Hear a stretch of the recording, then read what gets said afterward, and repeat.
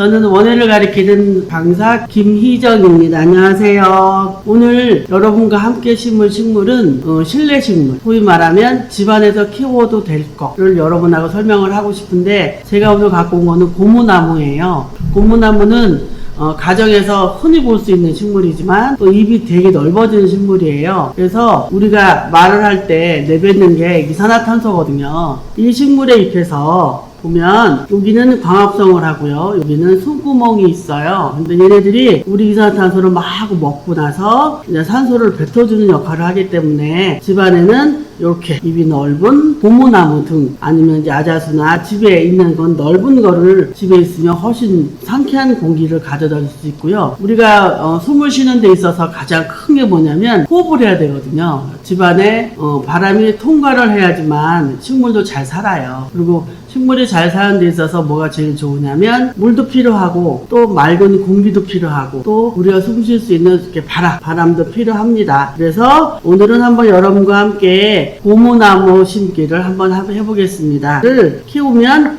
그대로 자랍니다. 화분 보이시죠? 여기 구멍이 뚫려 있어요. 구멍이 뚫려 있는 걸 막기 위해서 여기 깔망 보이시죠? 이 깔망을 밑에 깔고 나면 이렇게 구멍이 막아집니다. 물이 빠져나가지 않게 막아주는 게 깔망입니다. 여기 보면 요거는 굵은 마사, 요거는 중간 마사, 요거는 우리가 흔히 말하는 흙, 황토를 이야기합니다. 이렇게 삽 같은 걸로 이렇게 떠서 여기를 살짝 막아주는 역할만 할 거예요. 깔망을 이렇게 살짝 덮으면 이렇게 덮어줄 수가 있어요.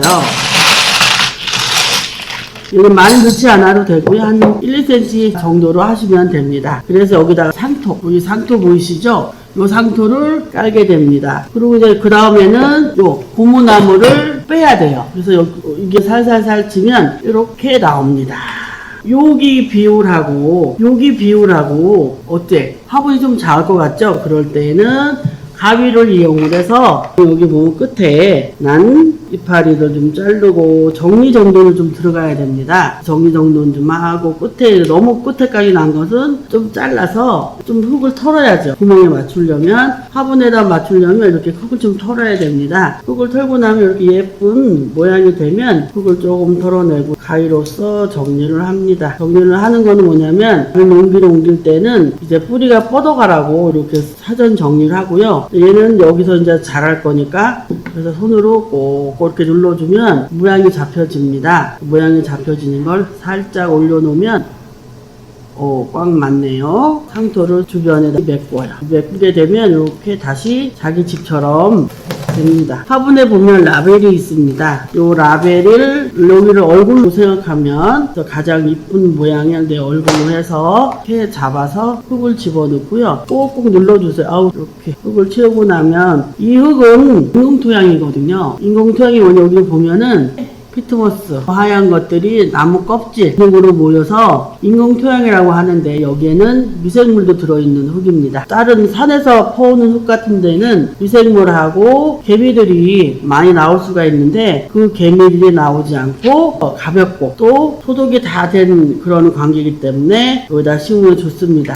자, 그리고 다시 화분과 분 사이를 꼭꼭꼭꼭 채워서 넣어야지 식물이 죽지 않고 잘 살아갑니다. 자, 이렇게 넣고 나면 더 넣을 때가 있는데 라고 했을 때, 그때는 여기 작은 마사로 여기 흙을 눌러주는 역할을 합니다. 이제 더 이상 잘 들어가지 않지요. 그러면 잘 심어진 거예요. 우리가 잘 심어진 걸 어떻게 아냐면, 잘 심고 나서 물을 주면 물이 쓱 스며들면 잘 심었구나 라고 합니다. 완성했어요. 완성.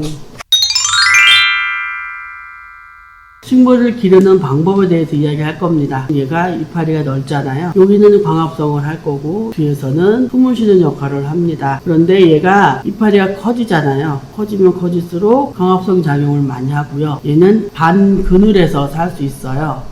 그래서 집안 형광등 비서도 가능하고요. 얘는 반음지식물이라고 얘기를 합니다. 그래서 얘를 관리할 때는 물만 잘 주시면 돼요. 근데 물 주는 시간이 뭐 일주일에 한 번라고 얘기를 합니다. 그런데 내 집안에 있는 식물이 3, 4일에 한 번씩 물이 필요하다라고 하면 얘도 3, 4일에 한 번씩 주면 되고요. 어떤 집은 건조한 집, 어떤 집은 덜 건조한 집, 어떤 집은 햇볕이 많이 들어오는 집, 어떤 집은 햇볕이 없는 집, 기타 등등의 주변의 환경이 다 틀리잖아요. 다른 꽃하고 시기를 같이 맞추면 별 탈이 없어요. 다른 나무하고 물을 줄 때 같이 주면 그건 맞는 얘기고요. 그리고 물 주는 게 두 개가 있어요. 이파리에 묻은 먼지만 터는 거고요. 또 하나는 물을 여기다가 흠뻑 줘서 밑에 물을 칼칼 나오게, 그거를 3-4번 정도 하면 잘 큽니다. 근데 내가 분명히 물은 줬는데 종이컵으로 하나 갖다가 찍 줬어요. 그거는 나 더 목말라요 하는 거거든요. 그래서 그렇게는 주지 마시고 줄 때 흠뻑,